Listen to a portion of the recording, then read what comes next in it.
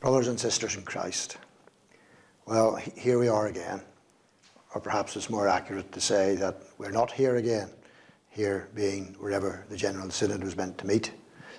I'm afraid I'm losing track. However, at least this year I can come off the not enthroned list and can now sit on the most comfortable seat in St Patrick's Cathedral, Armagh, with a clear conscience. When we met as a General Synod online in December of last year, I believe very few of us thought that we'd be doing so again in 2021. But the Cassandras were right. COVID-19 was not an aberration to be managed or got around. It has turned out to be a much longer-term symptom or manifestation of a deep-seated dislocation in our relationship with the created order, and now also a dislocation of our relationships with one another as we take baby steps on making physical human connections again. If we were ever tempted to forget it, social distancing and the poverty of physical closeness has reminded us that to be human is to be with other people in close connection. To be human is to be in community.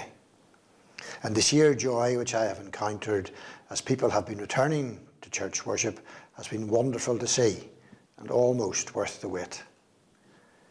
Last year I had said that the response of the Church of Ireland's parishes and people to the very severe early lockdown had made me proud to be Church of Ireland.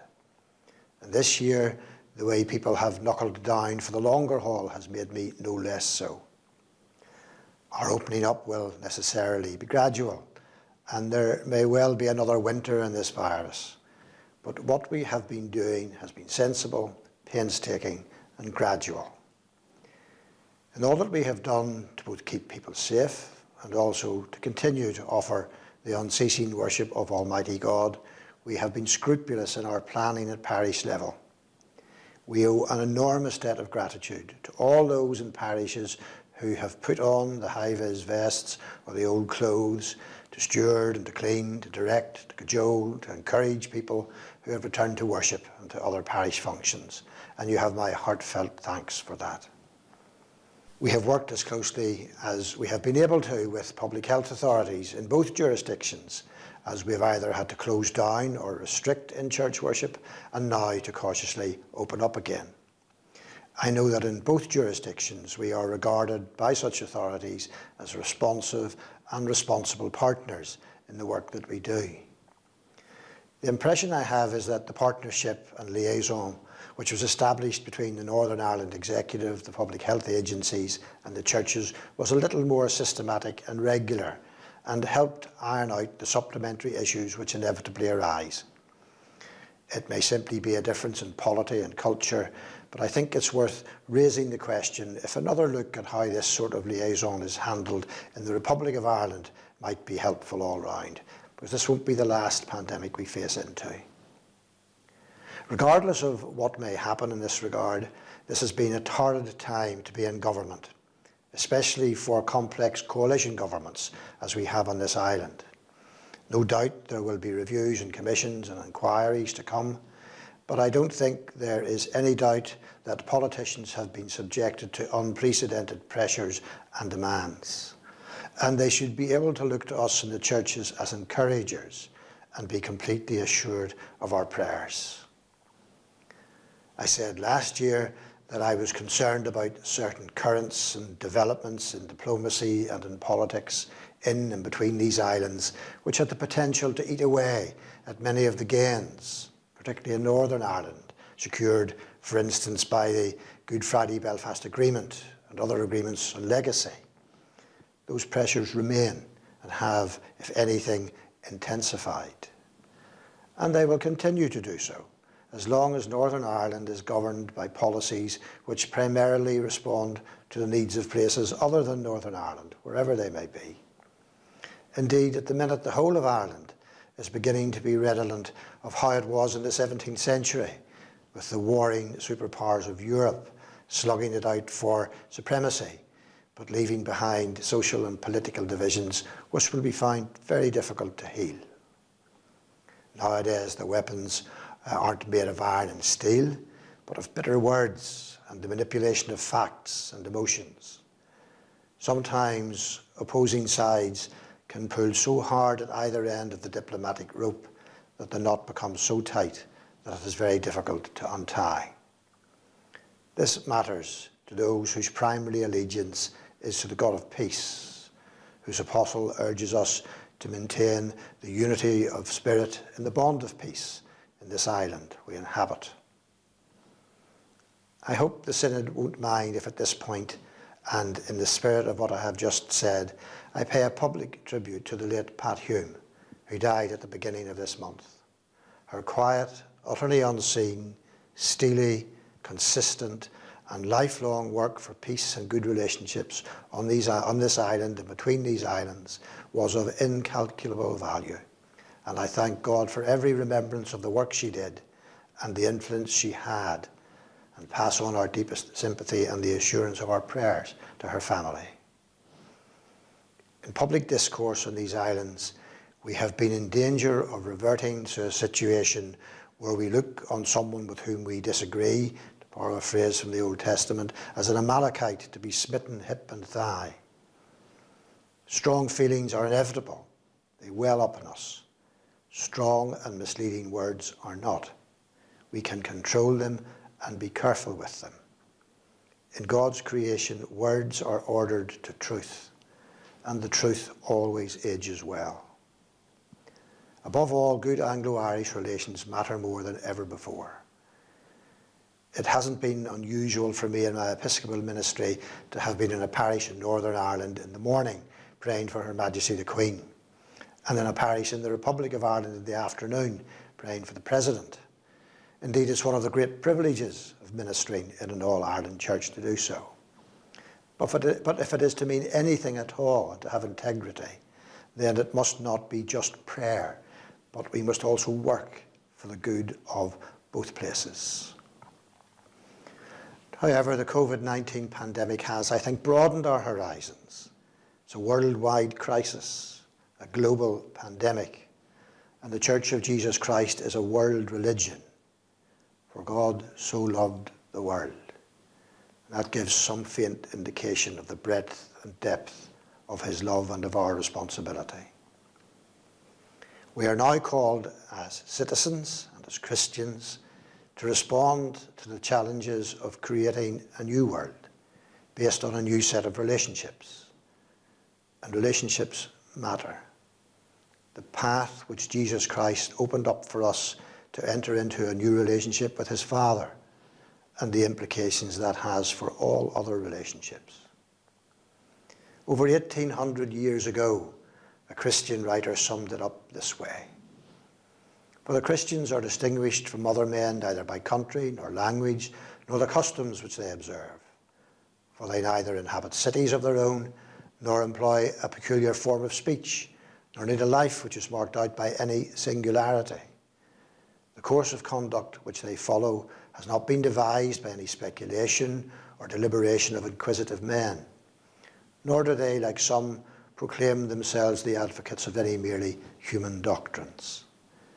But inhabiting Greek as well as barbarian cities, according as the lot of each of them has determined, and following the customs of the natives in respect to clothing, food, and the rest of their ordinary conduct, they display to us their wonderful and confessedly striking method of life. They dwell in their own countries, but simply as sojourners. They love all men, and they are persecuted by all. They are unknown and condemned, they are put to death and restored to life. They are poor, yet make many rich. They are in lack of many things, yet they abound in all. They are dishonoured, yet in their very dishonour are glorified. They are evil spoken of, and yet are justified. They are reviled and bless. They are insulted and repay the insult with honour. They do good, yet they are punished as evildoers. When punished, they rejoice as if quickened into life, yet those who hate them are unable to assign any reason for their hatred." Perhaps our relationships with one another in church are a good place to begin to reclaim that life, a life of simplicity and truth and forbearance, which is a life of service in the places where we live. We are a family in the Church of Ireland, And as I never tire of saying, families get their vigour and interest from where brothers and sisters differ from one another, rather than where they are similar.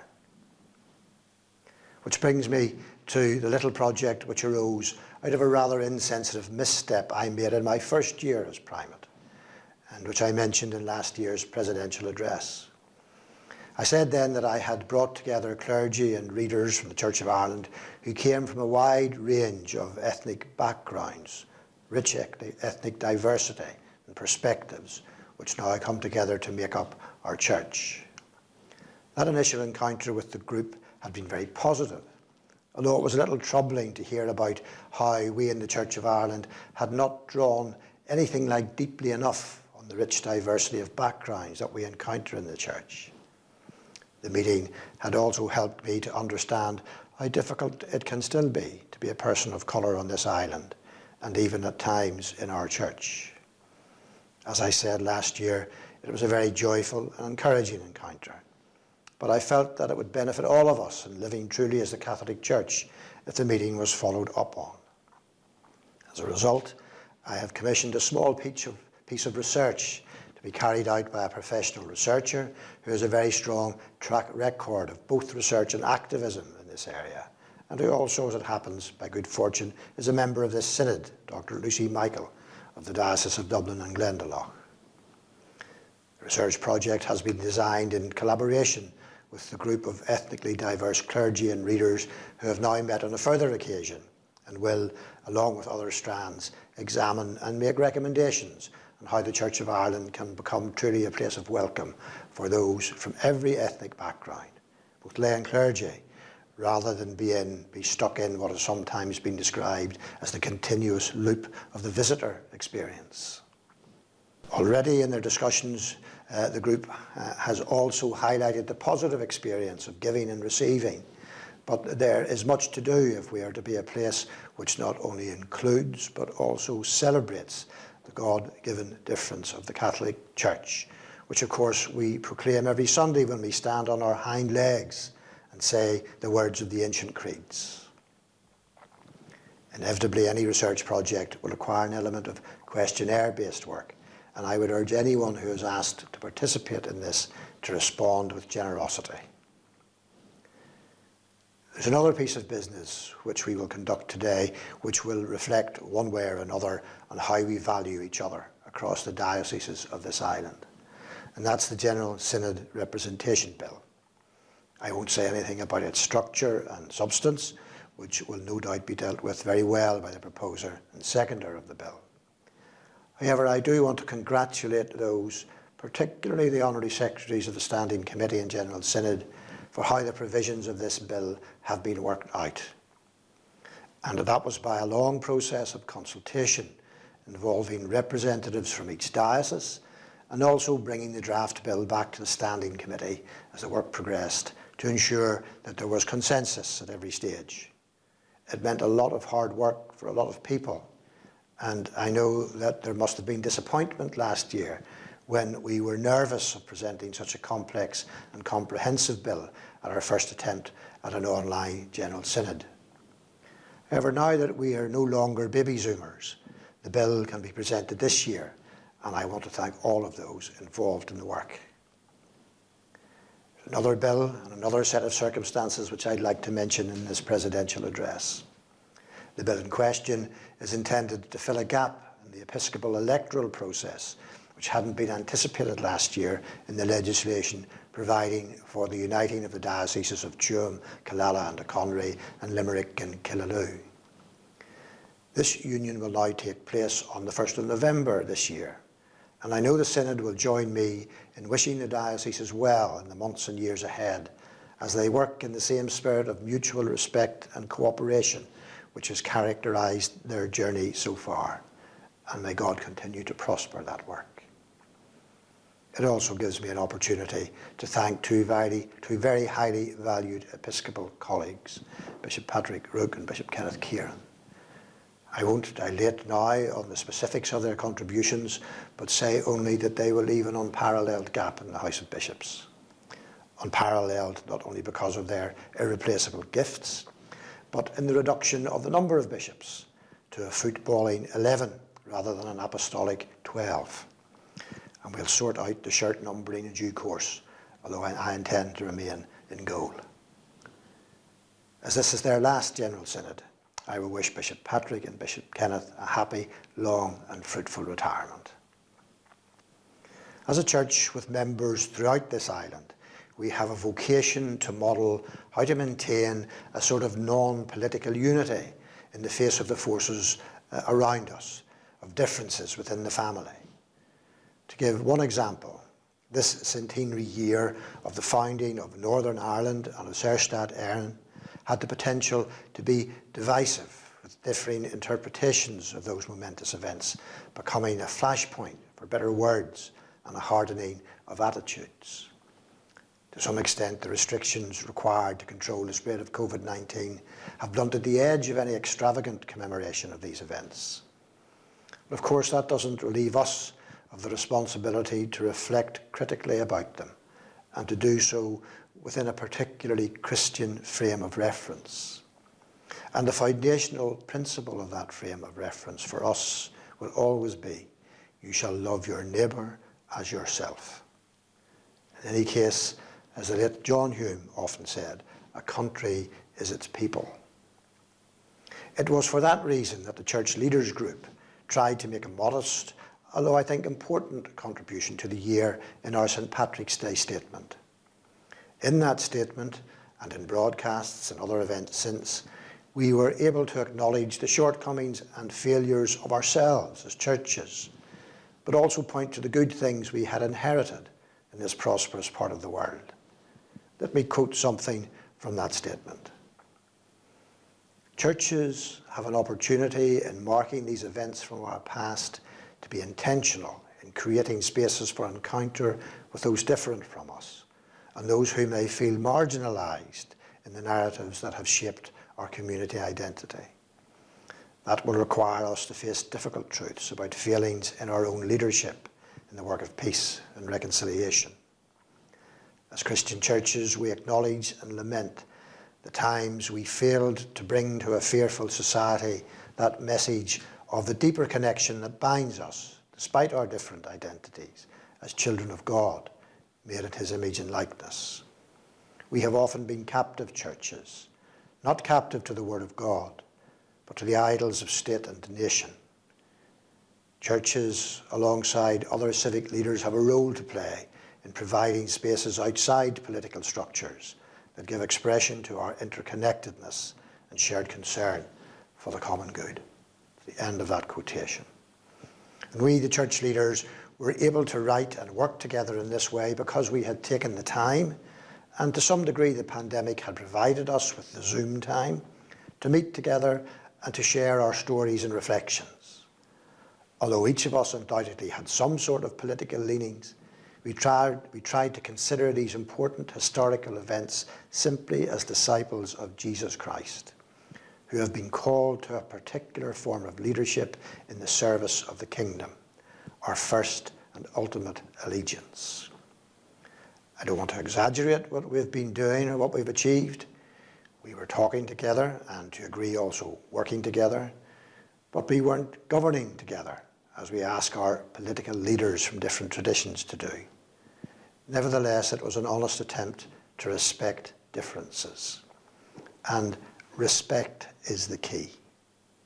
When you respect someone and they know that you are listening to their words without passing judgment on what you can't hear or see, the intentions and secrets of their hearts, then over time, a genuine communion develops and the differences seem not to matter as much as the bond of peace. Later in the year, we'll be holding a service of hope and reflection in Armagh to allow a very wide range of people from north and south, young and old, and from different ethnic backgrounds to come together to reflect on the differing narratives of our shared history, but multiple experiences of the partition of Ireland and the founding of the state of Northern Ireland. Interestingly enough, the preacher at that service will be the president of the Methodist Church in Ireland, Dr. Sar Yambasu, originally from Sierra Leone, and who will bring the fresh insights of the new Ireland to us. There is also an enormous task of reconciliation to be carried out in our relationship with the created order.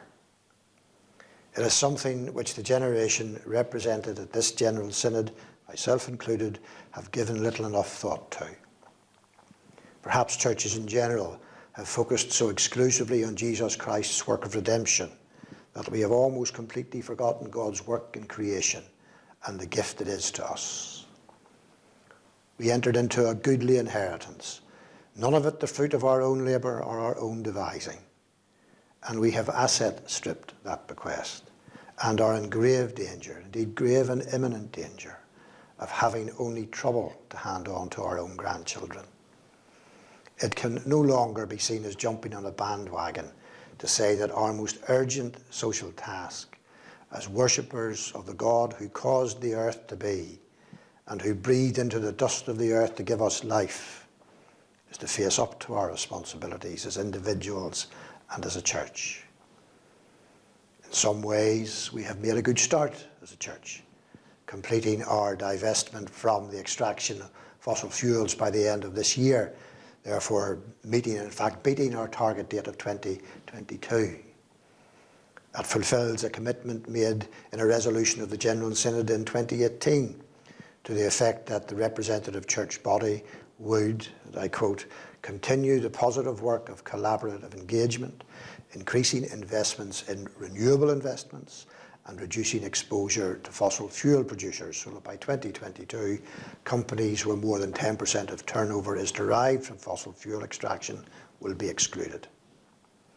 The RCB's Investment Committee will continue to monitor and review companies that appear not to be aligned with the long-term transition to a low-carbon economy and engage and or divest as considered appropriate. The RCB is also a member of the Church Investors Group and the Institutional Investors Group in Climate Change, which provide investors with a collaborative platform for engagement with public policy makers and the exchange of expertise on climate change issues. It's also a founding signatory and supporter of the Climate Action 100+ initiative, which engages with the world's largest corporate greenhouse gas emitters with a view to curbing emissions, strengthening climate disclosures, and improving climate governance. We may hear more about this in the debate of the report of the representative body. It's very commendable and we should be proud of it. And thank those particularly in the Investment Committee who have worked very hard to achieve it. But it's not the whole story. Far from it. Investments are one thing and difficult enough to get right in this regard. The whole life of the church, particularly our parishes, where our main work and witness takes place, is quite another matter. Not least if we are to be responsible ancestors, never mind have any credibility as the people of God with a younger generation, we will need to bake environmental sensitivity and action into our everyday life as a church. To ensure that a carbon footprint assessment of our parish and personal activities is as natural to us as an Easter vestry return, and that we act on its results. Last year I spoke about the challenge to governments and policymakers in giving priority to the intergenerational redistribution of resources to allow our younger people to feel confident about the future. That task has barely begun, and in my view at least needs to be much more radical. And we, the people in this synod, those like us, will need to be prepared to have less so that another generation may have something. We cannot honestly challenge governments without also challenging ourselves. The Church of Ireland can't solve the climate crisis alone. However, unless we take seriously how we can do what little we can to contribute to that solution, whether that's making zero carbon a parish target and asking young people to help us to do so, or changing our personal lifestyle, our credibility with another generation depends on our willingness to do so. I know that the Church and Society Commission are in the process of giving that effort some organising principles in tools that might be provided as a result of a conference being planned for the spring of next year, and I wish them well in that. One of the more disconcerting experiences of being Archbishop of Armagh, at least at the outset, is to receive many letters and emails from inside and beyond the church which begin, "We wish to congratulate you on your appointment and welcome you the chair of our committee."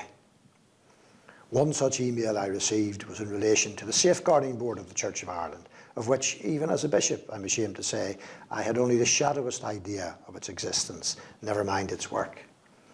Of course, I was very well aware of the work of safeguarding in dioceses and parishes. However, the Safeguarding Board is there to make sure we have a consistent approach and relevant policies regarding both children and young people and adults who may be vulnerable. It was brought into existence not because all organisations are under increasing scrutiny in this area, but because we have a vocation from God to care for children and those who are vulnerable at any stage of their lives. Apart from the input of a wide range of people within the Church of Ireland and the professionalism of our safeguarding officers, the Safeguarding Board also includes a number of nominees from beyond the Church of Ireland to help us ensure that we're not simply satisfying ourselves about the policies and practices we are developing, but also having them subjected to a degree of external scrutiny.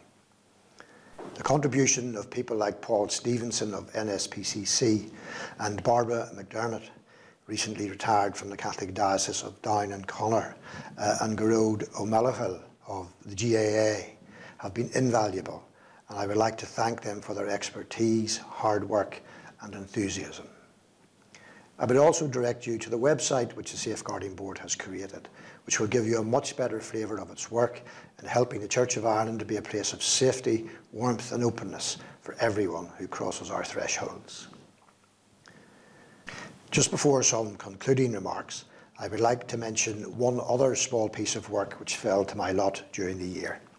It may seem rather niche compared to global warming or safeguarding, but in a way it was one of the most heartwarming and positive little projects that I had the privilege of working on, and that is co-writing with Archbishop Eamon Martin an introduction to the latest edition of Biobla, the Irish language Bible. Although not a new translation, this edition provides the Bible in Irish in a size and format for personal rather than liturgical use. Given the controversies between the Christian traditions in Ireland on the subject of the Irish language since at least the middle of the 19th century, it was a real joy to draft that short introduction with Archbishop Eamon and to see it on a printed page, beautifully translated into Irish by the rector of Killiney. The publication is the joint work of Cumann Gaeilge na Hoglaise and Cumann na Sagart, and they are to be thanked and congratulated for this witness to the universality of the gospel. Behind all of what I have said, climate change, ethnic minorities, safeguarding, relationships, lies the deeper question of what way do we want to live? And here is one answer, not necessarily the only answer, from an unusual source, at least an unusual source for a Northern prod to pick on. In a subsequently much parodied and derided radio speech, which he made on St. Patrick's Day, 1943, Eamon de Valera talked about the island he and his generation had dreamed of.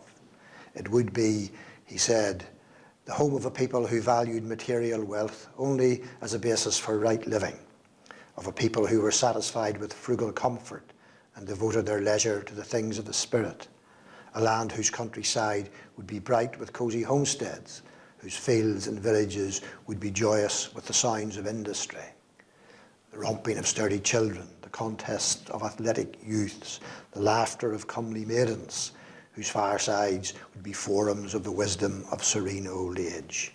It would, in a word, be the home of a people living the life that God desires that men should live. The language is dated, not to say rather over-gendered, but in a more modern version.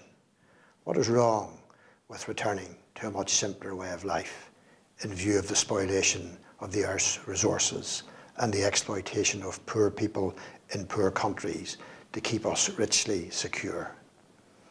Is it not desirable that our happiness does not consist in the things we possess and consume, but in the durability of what we produce and what makes us content?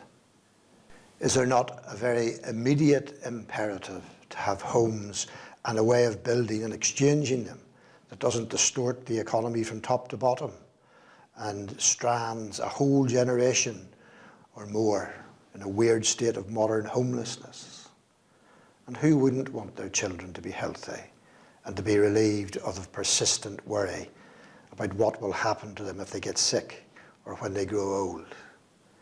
To live in an integrated society of men and women living at peace with themselves and their neighbours, and who have had their humanity deepened and not stunted by living a life that God desires.